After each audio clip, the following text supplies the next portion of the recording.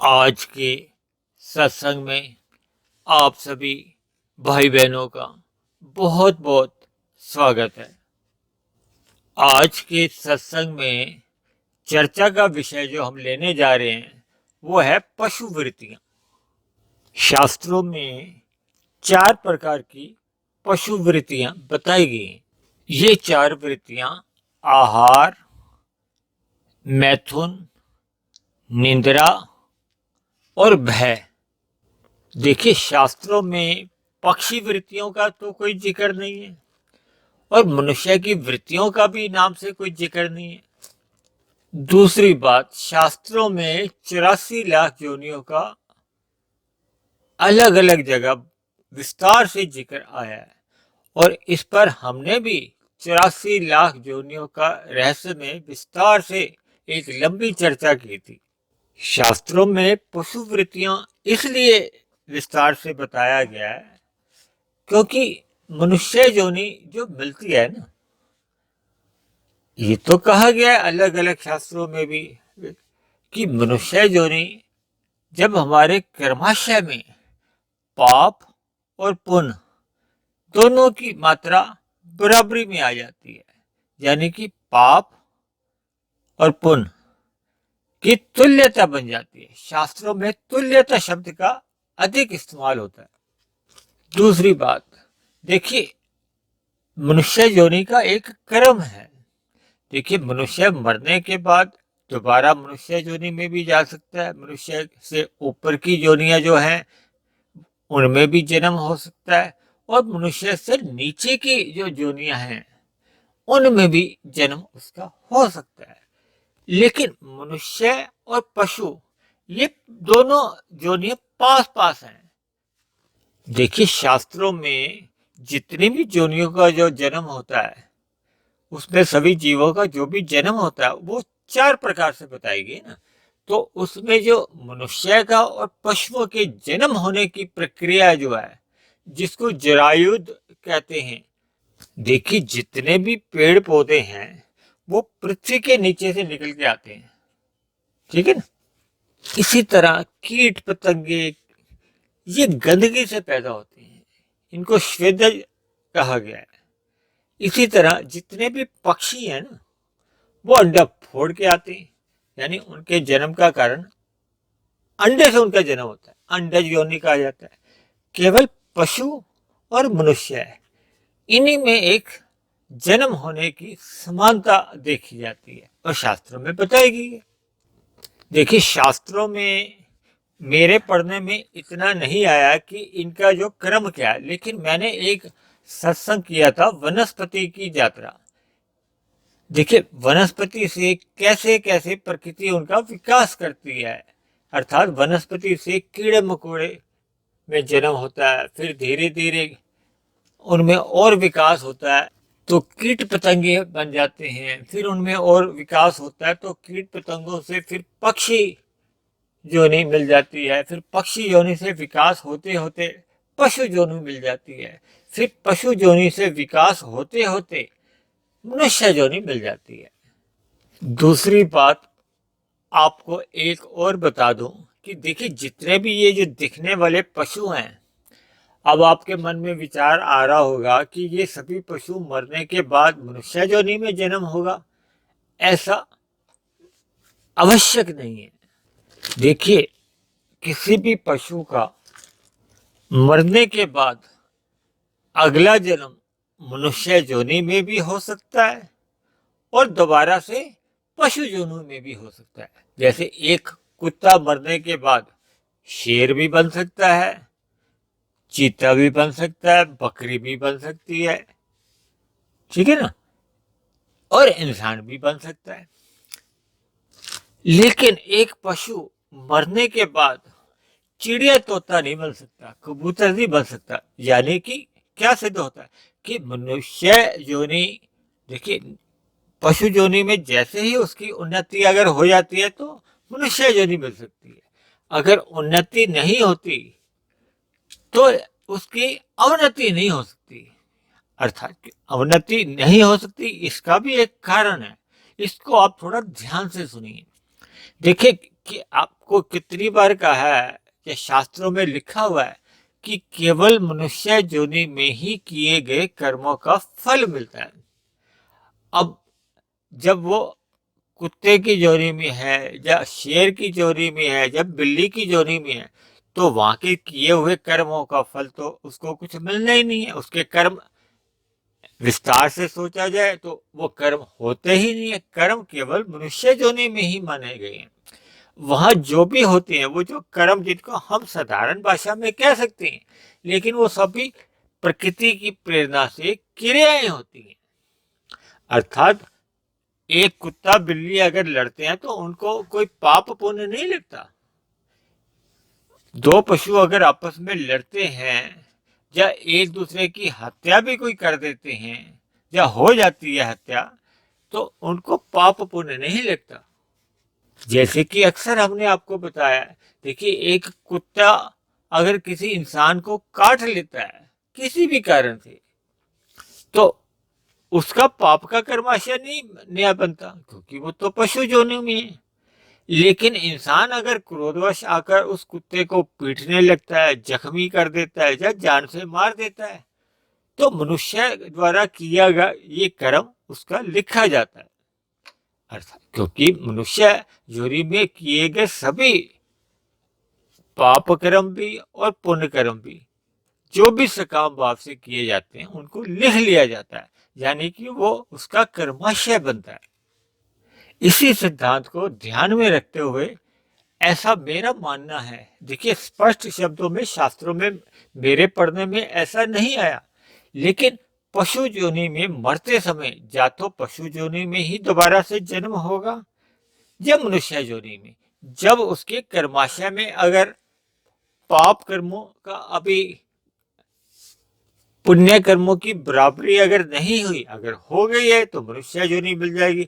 अगर उसके अभी भी पाप कर्म अधिक हैं तो उसको पशु योनि के मरने में फिर देखिए पशु आपको बताए ना 30 लाख तरह की हैं, 84 लाख योनियों में हमने जिक्र किया था ना कि शास्त्रों में 30 लाख तरह के पशु बताए गए हैं। तो एक पशु मरने के बाद दोबारा किसी अन्य पशु योनि में उसका जन्म हो जाता है। लेकिन क्योंकि जो अभी हमने समझाया कि उसका जन्म पक्षी योनि में नहीं हो सकता, क्योंकि कर्मों का कर्माशय क्या है, उसमें नया कर्म तो हुआ नहीं है, कम हो रहे हैं ना, तो उसकी उन्नति होनी चाहिए ना। या तो मनुष्य योनि में उन्नति हो सकती है या फिर वहीं की वहीं पशु योनि में। तो अगर वो पक्षी योनि में चले जाता वो तो फिर उसकी अवनति होगी ना, तो नया पाप कर्म तो उसका पशु योनि में हुआ ही नहीं। तो इसी आधार पे मेरा ऐसा मानना है, और आप भी अपनी बुद्धि के स्तर पर अगर इस पर विचार करेंगे तो मेरी इस बात को आप भी स्वीकार कर लेंगे। फिर भी सभी पशु योनियों में आहार, मैथुन, निंद्रा और भय, ये 4 वृत्तियां तो पाई ही जाती हैं। और ये वृत्तियां इंसान में भी पाई जाती, क्योंकि बताया ना मनुष्य में और पशुओं में ये समानताएं बताई गई है।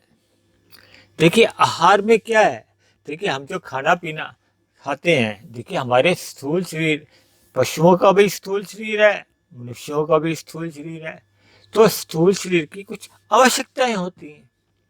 उसी के लिए पशु सारा दिन आपने देखा होगा, सारा दिन भोजन की तलाश में इधर उधर घूमते रहते हैं, यानी कि अपने भोजन की तलाश के लिए इधर उधर घूमते ही रहते हैं।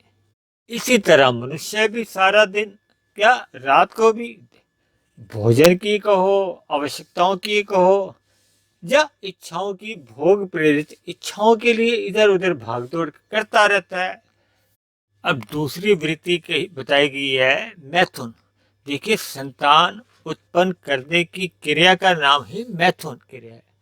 ये देखिए पशुओं में और मनुष्यों में एक समान बताई गई है और देखी भी गई है।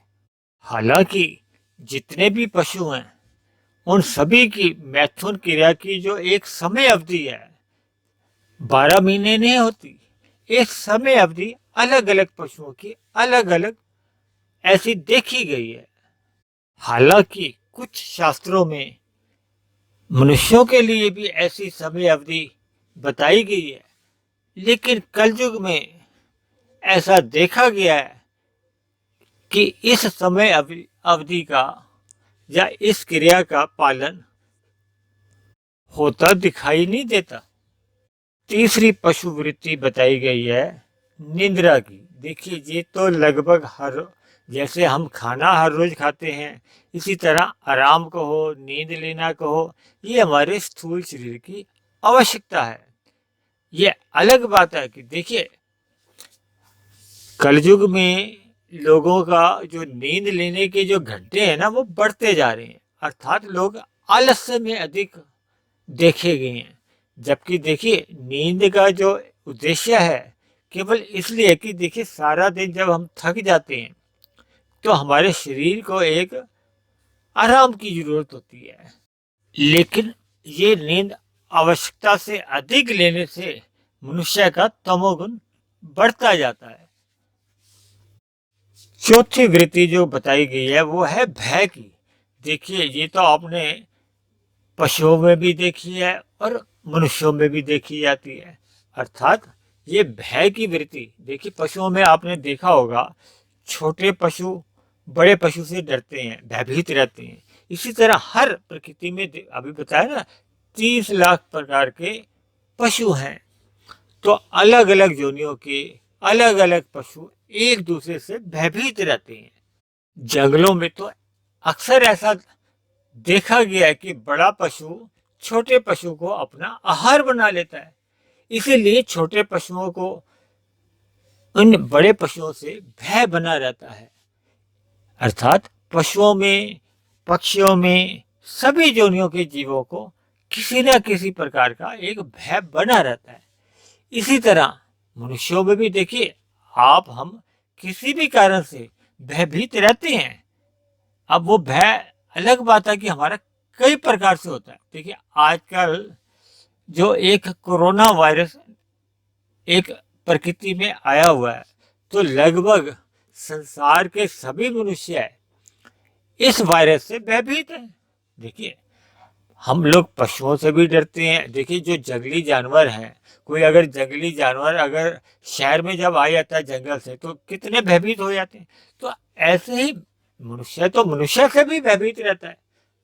तो मतलब भय की प्रवृत्ति, हमारा मेन उद्देश्य क्या है कि भय की जो प्रवृत्ति है वो मनुष्यों में भी और पशुओं में भी समान रूप से देखी जाती है। किसी में कम होती है और किसी में अधिक होती है, वो एक अलग बात है।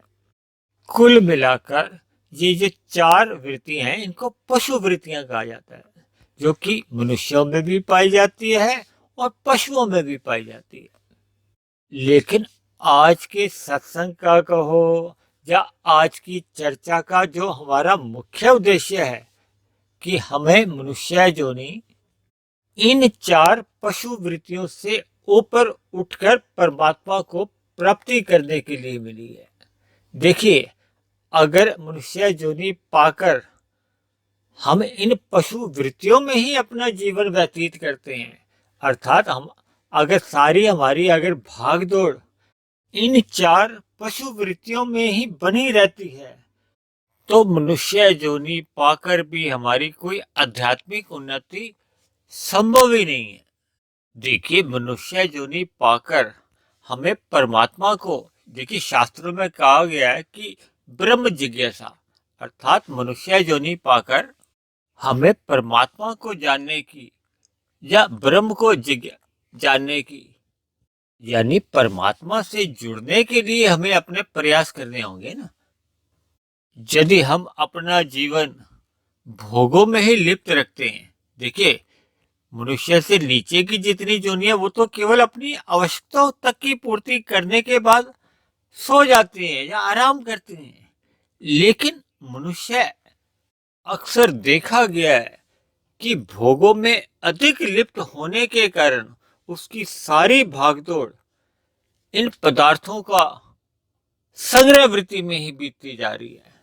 देखिए, आरंभ में क्या होता है कि हमारे अंदर लोभ वृत्ति का जन्म होता है, फिर ये लोभ वृत्ति जब गहरे तल पर चली जाती है तो फिर संग्रह वृत्ति, यानी कि हम भौतिक प्रकृति के पदार्थों का अपने जीवन में सुख सुविधा के साधन इतने इकट्ठे करना शुरू कर देते हैं, यानी कि भोग्य पदार्थों का हम संग्रह इतना अधिक मात्रा में कर लेते हैं, फिर उसी का ही हमें भय बना रहता है कि कहीं हमारे ये सुख सुविधा के साधन या भोग्य पदार्थ हमारे छीन न जाएं। देखिए, हमने काफी महीने पहले एक बार सत्संग में चर्चा लाभ, लोभ और संग्रह पे विस्तार से की थी। देखिए, जब मनुष्य लाभ से लोभ की यात्रा की ओर निकलता है ना, तो आरंभ में तो झूठ, छल कपट, ठगी, हेरा फेरी छोटे स्तर पर होती है, लेकिन जब वो संग्रह वृत्ति का मन में जन्म हो जाता है ना, तो फिर बड़े बड़े जितने ये जो घोटाले हैं ना, ये तभी होने आरंभ शुरू हो जाती है। देखिए, संग्रह वृत्ति का तो कोई अंत ही नहीं है। देखिए, इस संग्रह वृत्ति के कारण ही हमारा अंतःकरण में तमोगुण का अनुपात बढ़ता जाता है। जब देखिए तमोगुण अधिक मात्रा में बढ़ जाता है, अगर मरते समय हमारी तमोगुण बहुत अधिक मात्रा में बढ़ चुका होता है, तो फिर नीचे की योनियों में अधोगति होती है। आप स्वयं सोचिए कि नीचे की योनियों के, यानी कि पशु अपने पाप कर्म भुगत भुगत कर धीरे धीरे मनुष्य योनि की ओर अग्रसर हो रहे हैं, लेकिन मनुष्य योनि पाकर हम इतने भोगों में लिप्त होते जा रहे हैं कि हम अपना तमोगुण बढ़ाते जा रहे हैं, यानी कि हम नीचे की योनियों की ओर जाने का अपना रास्ता बनाते जा रहे हैं। तो ये तो कोई मनुष्य योनि पाकर कोई उन्नति नहीं है। देखिए, भौतिक प्रकृति द्वारा परमात्मा की एक ऐसी व्यवस्था है कि प्रकृति में रहने वाले सभी जीवों की आवश्यकताओं की पूर्ति होती रहे, लेकिन जब कुछ लोगों द्वारा जब ये पदार्थों का संग्रह कर लिया जाता है, तो समाज में कहो या प्रकृति में थोड़ी अव्यवस्था जन्म लेती है, जिसके फलस्वरूप प्रकृति में काफी जीवों की आवश्यकताओं की पूर्ति ही नहीं हो पाती। और मैं तो यहाँ तक कहूंगा कि देखिए, ऐसे बहुत से मनुष्य हैं जिनकी मूलभूत आवश्यकताओं की पूर्ति ही नहीं हो पाती। देखिए, अक्सर हमने अपने बड़े बुजुर्गों से ऐसा सुनने में आया है ना कि दाल रोटी खाओ, प्रभु के गुण गाओ, यानी कि जब मनुष्य केवल एक आवश्यकताओं तक अपने आप को सीमित रखता है ना। देखिए, आज आप देखो शादी के समारोह में या कुछ ऐसे समारोह होते हैं जहां पदार्थों की उपलब्धता इतनी अधिक होती है। देखिए, सभी मनुष्यों के जो हमारी स्थूल इंद्रियां हैं, खाने की तो एक सीमा है ना। देखिए, पदार्थों का अधिक भोग करने से केवल हमारे शरीर की ही बीमारियां नहीं आती, हमारे अंदर रजोगुण भी बढ़ जाता है, और रजोगुण का पड़ोसी जो तमोगुण भी अधिक बढ़ जाता है। देखिए, अधिक भोग्य पदार्थों को लेने से हमारे अंदर आलस्य बढ़ता है, प्रमाद आ जाता है, अर्थात ये सब तमोगुण बढ़ने लगता है।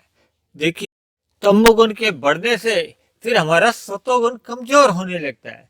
देखिए, जिनके जीवन में भी जब रजोगुण अधिक बढ़ जाता है या तमोगुण का भी प्रवेश हो जाता है, तो फिर श्रद्धापूर्वक सत्संग होता ही नहीं है। देखिए, जब तमोगुण अधिक बढ़ जाता है फिर तो सत्संग ही नहीं होता, और अगर तमोगुण कम है और रजोगुण बढ़ गया है तो सत्संग भी अक्सर देखा गया है कि बेमन से ही होता है। इसलिए हमें अपने जीवन में एक संतुलित आहार लेते हुए अपनी दिनचर्या को अपने जीवन को एक अनुशासन में रखना है, ताकि हमारा जीवन में सत्वगुण बढ़ता जाए और सत्संग में हमारा मन लगे, ताकि सत्संग करना हमारे स्वभाव में आ जाए। देखिए, जैसे जैसे सत्संग में मन लगता जाता है ना, तो फिर हमें परमात्मा की प्रकृति ही समझ में आनी शुरू हो जाती है। जब हमें परमात्मा की बातें समझ में आनी शुरू हो जाती है ना, तो फिर हमारा आहार भी संतुलित रहेगा, दिनचर्या भी संतुलित, एक सतोगुणी बनी रहेगी, फिर परमात्मा से हमारी प्रीति सहज ही बनी रहती है। देखिए, मनुष्य योनि केवल परमात्मा को पाने के लिए ही मिली है। इन पशु वृत्तियों में अगर हम अपना जीवन व्यतीत करते रहेंगे, तो फिर मरने के बाद अधोगति संभवतः हम रोक नहीं सकते। देखिए, इसलिए मेरी आप सभी भाई बहनों से विनती है कि सत्संग जीवन में करते रहिए, ताकि सतोगुण हमारे जीवन में बढ़ता रहे, ताकि हम रजोगुण से भी बच जाएं और तमोगुण से, जो कि हमारा एक अधोगति का कारण बनता है, उससे विशेष रूप से हम बच जाएं। तो आज के सत्संग को, आज की चर्चा को हम यही विश्राम देते हैं। आप किसी भाई बहन का कोई प्रश्न हो, कोई बात समझ में नहीं आई हो, तो आप दिए गए टेलीफोन नंबर पर अपनी बात रख सकते हैं। आप सभी भाई बहनों का बहुत बहुत धन्यवाद।